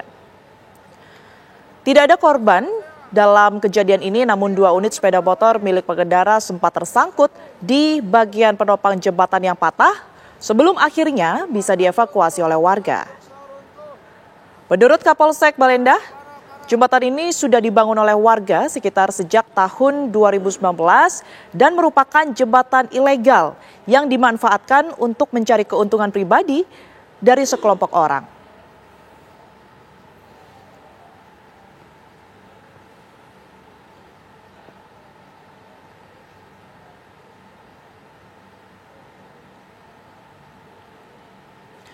Beralih ke informasi lainnya, pemirsa, keluarga pengantin anak di Lombok Tengah, Nusa Tenggara Barat akan melaporkan ke polisi pihak Lembaga Perlindungan Anak atau LPA dan penyebar hoaks di media sosial.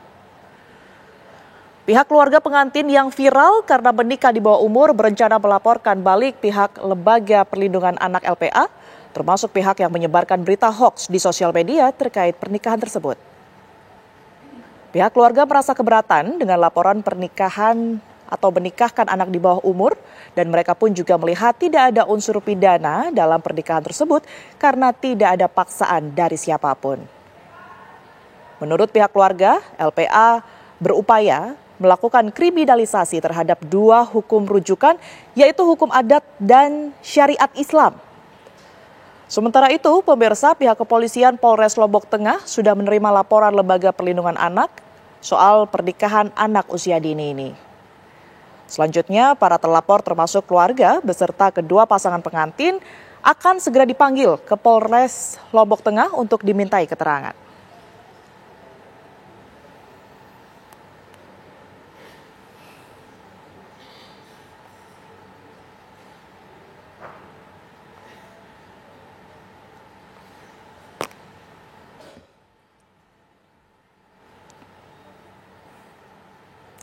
Ya, kita akan perbarui informasinya pemirsa berkaitan dengan laporan dari pihak keluarga pengantin ini ke pihak LPA. Sudah bergabung bersama kami Joko Jumadi yang merupakan Ketua LPA Kota Mataram. Selamat malam Pak Joko. Selamat malam Mbak. Baik Pak Joko, ini nampaknya orang tua dari kedua pengantin ini tidak terima begitu ya dengan apa yang sudah dilaporkan, apa yang kemudian dikritisi oleh pihak LPA dan kemudian melaporkan LPA kembali ke pihak kepolisian. Anda menyikapinya seperti apa? Apa Mbak, artinya ini kan hal yang biasa ya, pro kontra yang ada di dalam masyarakat. Tapi sekali lagi yang kami sampaikan bahwa proses yang kami lakukan ini kan adalah proses untuk kemudian melakukan edukasi kepada masyarakat bahwa bahaya perkawinan anak ini sudah di depan mata. Ribuan anak setiap tahun menjadi korban dari perkawinan anak ini, sehingga kemudian paling tidak dengan pelaporan ini itu bisa membuka wacana, membuka pemahaman dari masyarakat bahwa perkawinan anak itu ada yang mengatur, yaitu di dalam undang-undang PPKS. Baik, tapi kalau dilihat nampaknya dari pihak keluarga menilai ini tidak ada unsur pidana begitu ya, dan mungkin sekaligus untuk edukasi juga Pak Joko, ini sebenarnya kerugian yang nantinya akan didapatkan jika pengantin anak ini atau menikahkan anak ini dinormalisasi akan seperti apa? Iya, jadi yang kita khawatirkan itu adalah ketika kemudian video ini tersebar di masyarakat, video perkawinan yang tersebar di masyarakat, ini kalau kemudian kita biarkan saja, ini kan sepertinya kita menormalisasi bahwa perkawinan anak itu boleh, perkawinan anak itu wajar, sehingga kita khawatir ini yang menjadi tren di kalangan anak-anak, menjadi tren, menjadi kebiasaan yang kemudian ditiru oleh anak-anak, yang pada akhirnya kemudian akan menambah angka perkawinan anak di Nusa Tenggara Barat yang saat sekarang ini sudah berada pada titik kritis gitu loh. 14,7% anak setiap tahun melakukan perkawinan anak. Itu setara dengan sekitar 6.000-an anak setiap tahun di Nusa Tenggara Barat. Nah ini kalau kemudian kita biarkan, dampaknya sangat luar biasa. Dampak dari perkawinan anak ini kan mulai dari sisi pendidikan pasti akan menyebabkan putus sekolah, meskipun juga putus sekolah juga menyebabkan perkawinan ya anak. Kemudian di sisi kesehatan kita tahu bahwa NTB juga angka perkawinan anak,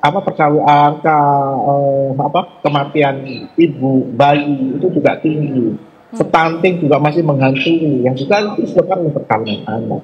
Belum lagi kita bicara aspek-aspek sosial, angka perceraian juga cukup tinggi, kemudian beberapa kasus anak yang kemarin juga terjadi itu juga disebabkan karena perkawinan usia anak, sehingga mau tidak mau, suka tidak suka, kita harus memutus mata rantai perkawinan anak ini gitu loh. Sehingga kemudian pilihannya salah satunya adalah kita harus mengedukasi masyarakat. Nah ini adalah salah satu cara kita untuk mengedukasi masyarakat, salah satunya adalah bahwa pemerintah itu sudah ada komitmennya untuk melakukan pelarangan perkawinan anak itu. Salah satunya adalah dengan adanya Undang-Undang Nomor 12 Tahun 2022. Di dalam pasal 10 ayat 2 huruf A itu sudah dijelaskan bahwa termasuk pemaksaan perkawinan itu adalah perkawinan anak. Nah itulah yang nanti akan diuji, dan case-nya kan ini sudah berjalan ya. Satu kasus sudah berjalan di Pengadilan Negeri Mataram. Sekarang kita coba untuk masuk di kasus yang ini. Baik, memang ada undang-undang yang kemudian ini mengatur dan kemudian ini menjadi landasan begitu ya Pak Joko, tapi ini dari pihak keluarga menuding Anda atau dari pihak LPA ini melakukan kriminalisasi hukum adat dan juga syariat Islam yang menurut mereka ini sebenarnya tidak ada salahnya dilakukan. Anda menanggapi dan juga menyikapi hal ini bagaimana? Pertama, saya ini kalau kaitannya dengan adat ini masih menjadi perdebatan di kalangan masyarakat adat Sasak sendiri. Saya memahami bahwa adat Sasak itu sangat luar biasa gitu.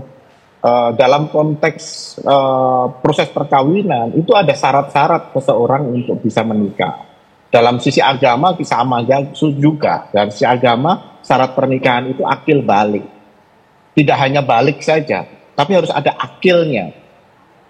Akil ini berarti ada kemampuan untuk kemudian dia bertanggung jawab, sehingga kemudian usia itu pasti harus di atas usia anak, dari 18. Kemudian di adat Sasak sendiri, proses untuk terjadinya sebuah perkawinan itu juga melalui sebuah cara yang sangat luar biasa. Dia mengambil itu tidak sembarang mengambil ya, mengambil perempuan dari rumah itu ada syaratnya, dia harus ngambilnya dari rumah, kemudian waktunya juga sudah ditentukan. Nah ini yang seringkali di dalam kasus-kasus perkawinan anak ini semua sudah dilanggar gitu loh. Umpamanya ngambilnya di mana, di luar atau di mana, itu tidak dilakukan, tidak sesuai dengan pakem-pakem adat yang ada. Baik. Sejauh ini dengan adanya laporan dan sejak kasus ini bergulir Pak Joko, upaya dari LPA sendiri seperti apa? Mungkin komunikasi kepada pihak keluarga dan juga langsung kepada anaknya? Disinilah peran dari pemerintah sebenarnya. Jadi ini kan kasus berjalan, kemudian pemerintah dalam hal ini pemerintah Kabupaten Lombok Tengah itu kan ada beberapa hal yang bisa dilakukan upaya. Kemarin kami sudah berkomunikasi dengan UPT PPA, bagaimana kemudian UPT PPA harus melakukan upaya untuk pendampingan secara psikologis.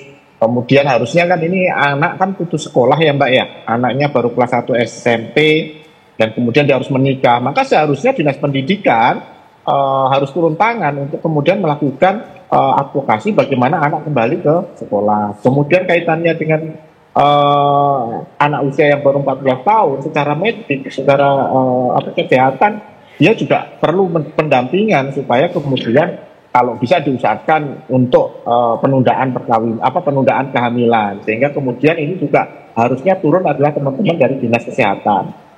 Kemudian si anak yang laki umpamanya mungkin memerlukan dukungan dari rehabilitasi sosial umpamanya, mungkin apakah dihubungkan dengan balai latihan kerja atau dengan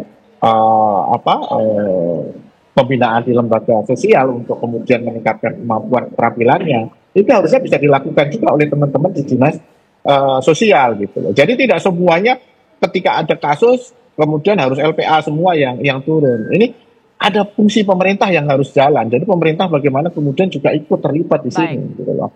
Sehingga proses ini bisa berjalan gitu loh. Jadi tidak hanya ini dianggap bahwa ini adalah hanya penanganan hanya sampai di situ. Enggak, ini ada proses panjang mulai dari pencegahan sampai kemudian penanganan ketika ada kasus. Nah, melalui momentum kasus ini kita berharap ini dibangun sebuah sistem perlindungan anak yang cukup kuat di masyarakat mulai dari pencegahan sampai ke penanganan gitu. Baik Pak Joko, tentunya kita akan terus mengawal ya kasus ini dan juga mengupdate berkaitan dengan seperti apa proses dan juga bagaimana kemudian ini pelaporan-pelaporan ini dilakukan oleh pihak keluarga dan juga tentu bagaimana kemudian ini LPA terus menangani hal ini agar kemudian seperti yang tadi dikatakan tidak dinormalisasi pernikahan di bawah umur. Terima kasih Pak Joko Jumadi yang merupakan Ketua LPA Kota Mataram. Sehat selalu Pak Joko, selamat malam. Terima kasih Mbak. Pemirsa, polisi membongkar kasus praktik aborsi ilegal yang diduga dilakukan oknum ASN Puskesmas di Makassar, Sulawesi Selatan. Informasinya akan kami hadirkan usai jeda. Pemirsa, seorang jemaah haji dari Embarkasi Surabaya diduga menjadi korban perampokan disertai dengan kekerasan di Mekah, Arab Saudi. Atas kejadian tersebut, jemaah haji asal Sidoarjo, Jawa Timur ini harus kehilangan uang sebesar 16 juta rupiah dan 350 rial setelah menjadi korban perampokan oleh sopir taksi. Kabar yang beredar menyebutkan jemaah haji yang menjadi korban perampokan di Mekah adalah Muhammad Usman, jemaah haji Embarkasi Surabaya asal Sidoarjo, Jawa Timur. Kejadian tersebut terjadi pada 20 Mei 2025 lalu sepulang jemaah dari menjalankan ibadah umroh wajib. Jemaah tersebut turun dari bus sholawat nomor 22, tepatnya di dalam Hotel 809. Terkait kejadian ini, PLH Sekretaris PPIH Embarkasi Surabaya Sugio mengaku baru mendapat kabar tersebut. Meski demikian, Sugio mengimbau agar jemaah haji tetap waspada dan tidak membawa uang terlalu banyak saat bepergian. Sugio mengimbau kepada jemaah haji Indonesia, khususnya Embarkasi Surabaya, agar tidak sendirian dalam beraktivitas di luar hotel, serta tidak merespon permintaan orang yang tidak dikenal selama di Tanah Suci.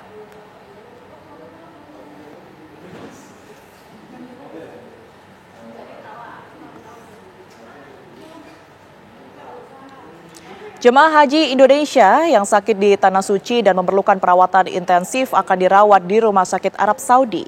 Setelah dinyatakan sembuh, mereka akan dipulangkan ke hotel atau pemondokan untuk melanjutkan rangkaian ibadah haji. Salah satu jemaah yang telah kembali ke hotel atau pemondokannya adalah Sunardi. Jemaah haji asal Embarkasi Kertajati tersebut dibawa dengan ambulans dan dibantu petugas kesehatan haji Indonesia. Sunardi diantar ke Hotel 702 wilayah Jabal Ka'bah Mekah. Sunardi mengaku sangat senang ketika akhirnya ia bisa kembali ke hotel dan berkumpul bersama teman-teman sekamarnya. Sunardi bercerita bahwa ia mengalami sakit lantaran dan juga dibawa ke rumah sakit. Usai pulih ia kembali bersama rombongannya dan berharap ia bisa menyelesaikan rangkaian ibadah haji hingga tuntas.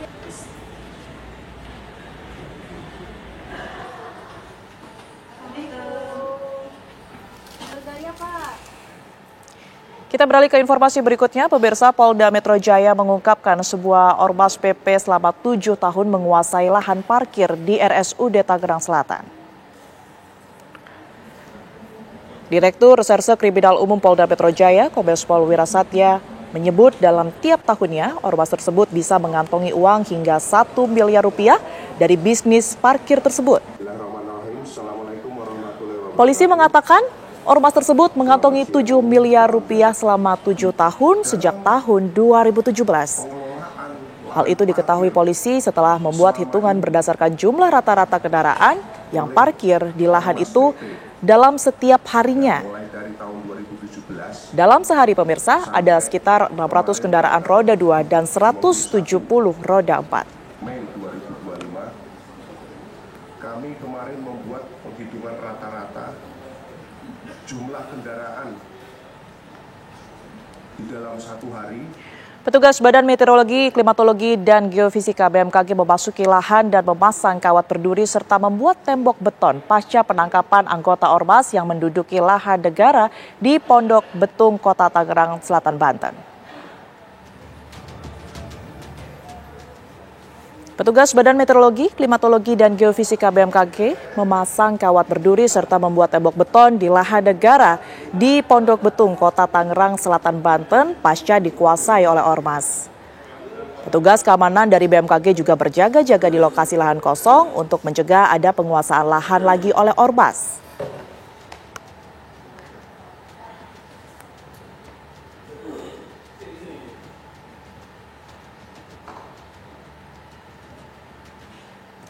Tujuh 17 orang yang diangkut polisi dari lahan BMKG di Tangerang Selatan, Banten ditetapkan sebagai tersangka. Ketua Ormas Grip Jaya Tangsel juga terindikasi positif narkoba. Hal itu disampaikan pemirsa langsung oleh Direktur Ditreskrimum Polda Metro Jaya, Kombes Pol Wirasatya Triputra, dalam jumpa pers di Polda Metro Jaya, Jakarta, Senin siang. 17 orang yang diangkut polisi dari lahan BMKG sudah ditetapkan sebagai tersangka. Polisi juga mengungkap bahwa Ketua Ormas Grip Jaya Tangsel terindikasi positif narkoba.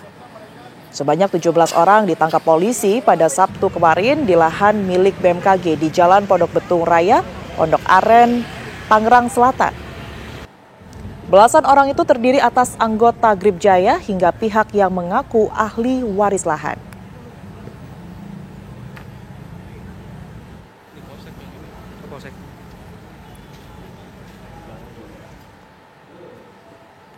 Polisi membongkar kasus praktik aborsi ilegal yang diduga ini dilakukan oleh oknum Puskesmas ASN di Makassar, Sulawesi Selatan, pemirsa, di mana pelaku menekan tarif 2 hingga 5 juta miliar rupiah pelanggannya untuk melakukan aborsi.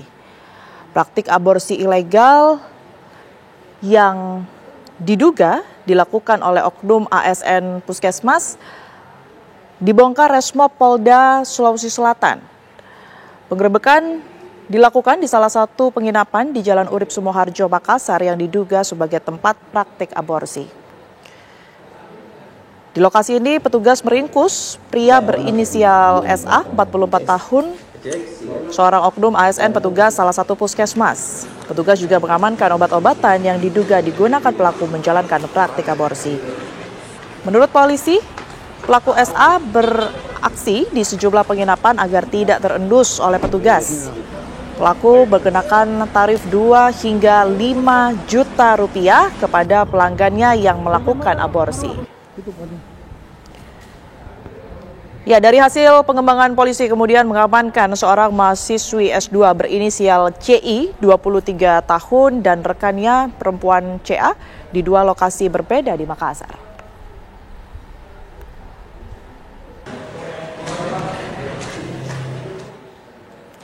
Pemirsa, skuad Timnas Indonesia menjalani pemusatan latihan di Bali United Training Center Gianyar untuk 2 laga pamungkas Garuda di putaran ketiga Piala Dunia 2026 zona Asia. Jais Des dan kawan-kawan akan ditempa latihan hingga akhir Mei mendatang yang dipimpin langsung oleh pelatih Patrick Kluivert. Pemain yang masuk skuad wajib menjalani pemusatan latihan di Bali United Training Center Gianyar. Beberapa pemain sudah berada di Bali sejak beberapa hari lalu, seperti Ole Romeni, Stefano Lillipali, hingga Shane Patinama. Sebelum masuk training center, Shane Patinama menyapa para penggemar di Kuta Badung, Bali, di sela menikmati liburan di Pulau Dewata. Pemain yang musim lalu bermain untuk KAS Epen, kasta kedua Liga Belgia ini berbincang lebih dekat dengan puluhan penggemarnya. Pemain berdarah Maluku ini optimis timnas akan mampu memenangi laga melawan Cina awal Juni nanti. Yeah, it's really nice, of course. It's really good weather, nice place, and just enjoy it. So we're gonna train soon, but for now it's good to relax. Yeah. You say this is?